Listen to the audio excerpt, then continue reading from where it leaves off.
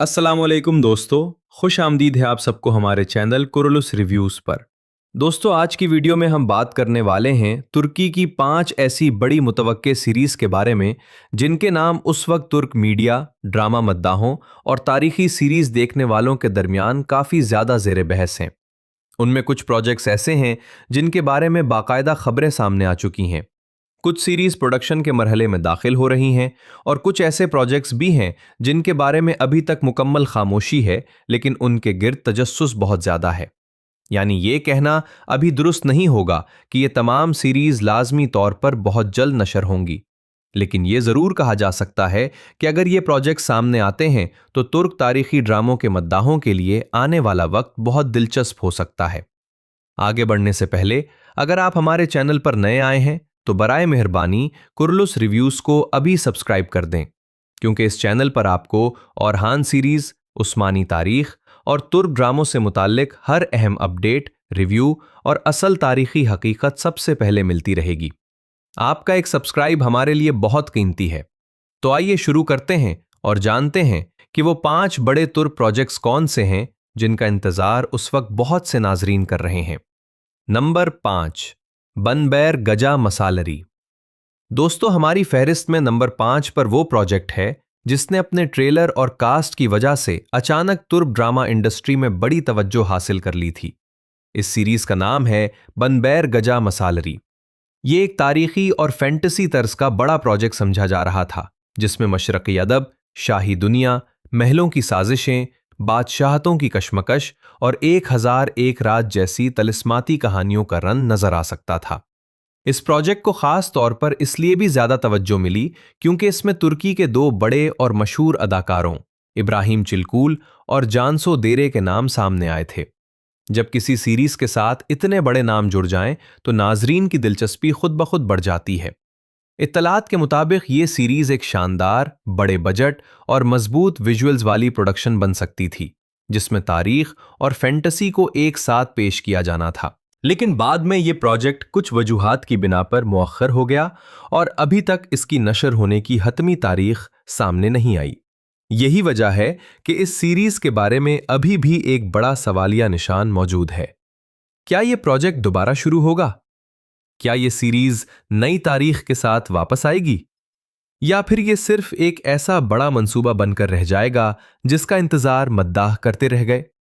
फिलहाल इस बारे में मुकम्मल यकीन से कुछ कहना मुश्किल है, लेकिन अगर बिनबैर गजा मिसालरी वाकई सामने आती है तो यह तुर्की की सबसे मुनफरिद फैंटेसी तारीखी सीरीज में शामिल हो सकती है।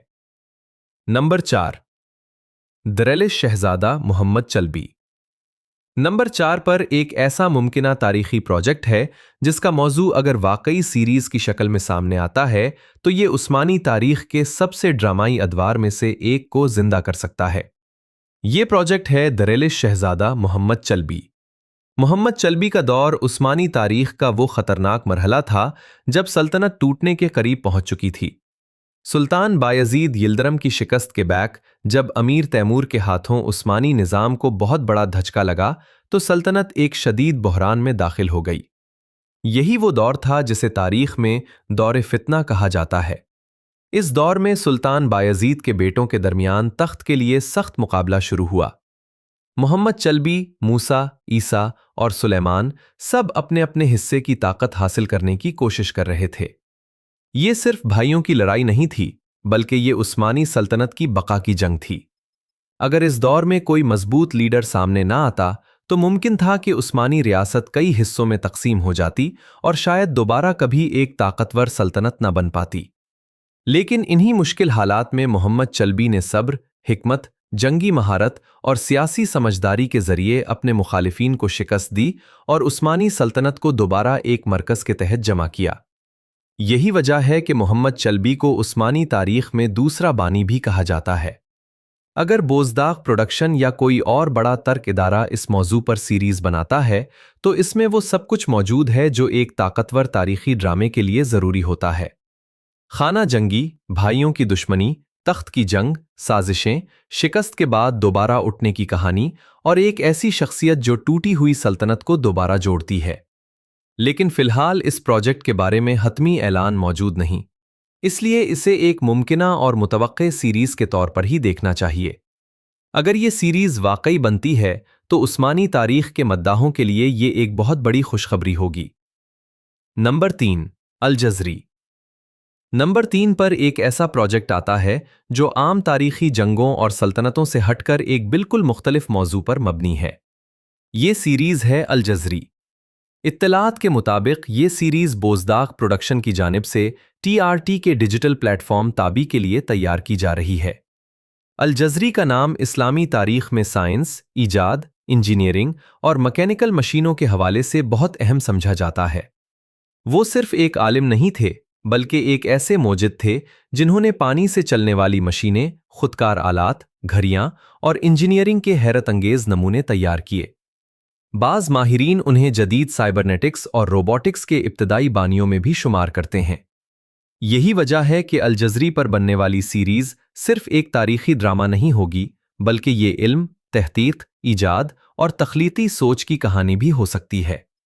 अब तक जो मालूमात सामने आई हैं, उनके मुताबिक ये सीरीज अल जज़री की नौजवानी, उनकी इल्मी जुस्तजू, तजर्बात, मशीनों की तैयारी और आर्तकी सल्तनत के माहौल को दिखा सकती है। यानी इस सीरीज का फोकस जंगों पर नहीं, बल्कि इल्म और ईजाद पर होगा।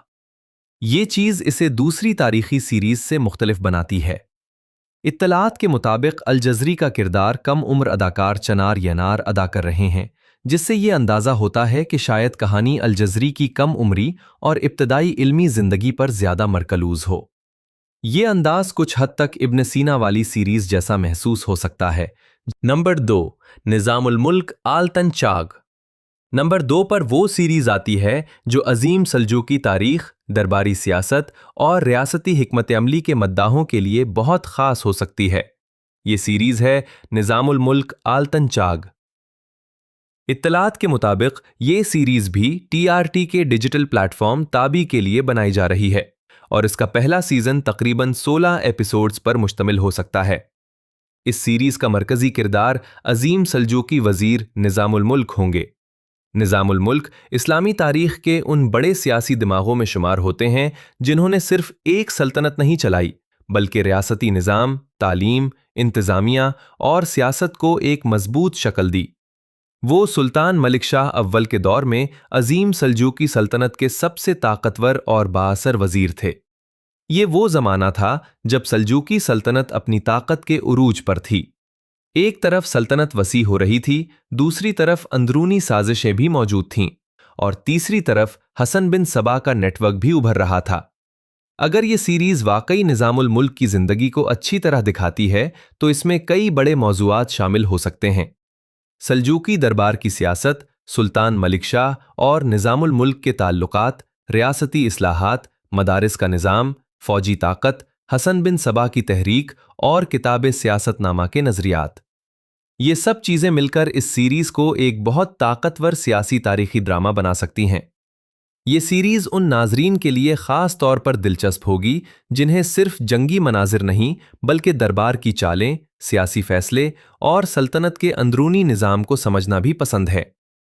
निज़ामुल मुल्क की शख्सियत खुद बहुत मजबूत है, क्योंकि वो एक आलिम भी थे, एक सियासतदान भी, एक मुदब्बिर भी और एक ऐसी शख्सियत भी जिनके फैसलों ने सल्जूकी सल्तनत के उरूज में बहुत अहम किरदार अदा किया। यही वजह है कि निज़ामुल मुल्क आल तंचाग को आने वाली सबसे संजीदा और मजबूत तारीखी सीरीज में शुमार किया जा सकता है। नंबर 1, इश्क और तख्त। और अब आते हैं नंबर 1 पर। दोस्तों, हमारी फहरिस्त में नंबर 1 पर वो प्रोजेक्ट है जिस पर इस वक्त तुर्क तारीखी ड्रामों के मदाहों की सबसे ज्यादा नजरें जमी हुई हैं। ये सीरीज है इश्क और तख्त। ये बोज़दाग फिल्म का एक बड़ा तारीखी ड्रामा बताया जा रहा है जिसे एक हाई बजट प्रोडक्शन के तौर पर तैयार किया जा रहा है। ये सीरीज सल्जूकिया रूम के सुनहरी दौर यानी सुल्तान अलाउद्दीन की क़बात के ज़माने पर मबनी होगी। सुल्तान अलाउद्दीन की क़बात सल्जूकिया रूम के सबसे ताकतवर और बाअसर हुक्मरानों में शुमार होते हैं। उनके दौर में सल्तनत ने तिजारत, फ़ौज, तामीरात, किलाबंदी और रियासती ताकत के लिहाज से बहुत तरक्की की। ये वही दौर था जब अनातोलिया में सल्जूकी ताकत अपने उरूज पर थी और यही वो तारीखी माहौल है जिसके बाद आने वाले वक्त में उस्मानी रियासत के लिए रास्ता तैयार होता है। इत्तलात के मुताबिक इश्क और तख्त में बड़े पैमाने पर शाही महल की सियासत, दरबारी साजिशें, जंगी मनाजिर, मोहब्बत, ताकत, तख्त की कशमकश और सल्जूकी सल्तनत के उरूज को दिखाया जाएगा। ये सीरीज अंदाज के लिहाज से एक बड़ी तारीखी शाही कहानी महसूस होती है, जिसमें ताकत भी होगी, जज्बात भी होंगे, सियासत भी होगी और तारीख भी। इस सीरीज में यकीन आकौन सुल्तान अलाउद्दीन के क़बात का किरदार अदा करेंगे। ये किरदार बहुत अहम है क्योंकि सुल्तान अलाउद्दीन के क़बाद सिर्फ एक आम हुक्मरान नहीं थे, बल्कि वो सल्जूकिया रूम के उरूज की अलामत समझे जाते हैं। उनके साथ जैदा दोची अमीहान खातून के किरदार में नजर आएंगी, जो सुल्तान की वालदा थीं और दरबार में बहुत ज्यादा असर और रसूख रखती थीं। ये चीज कहानी को सिर्फ जंगी मैदान तक महदूद नहीं रखेगी, बल्कि शाही महल, खानदानी ताल्लुकात और इक़्तिदार की अंदरूनी सियासत को भी अहम बनाएगी।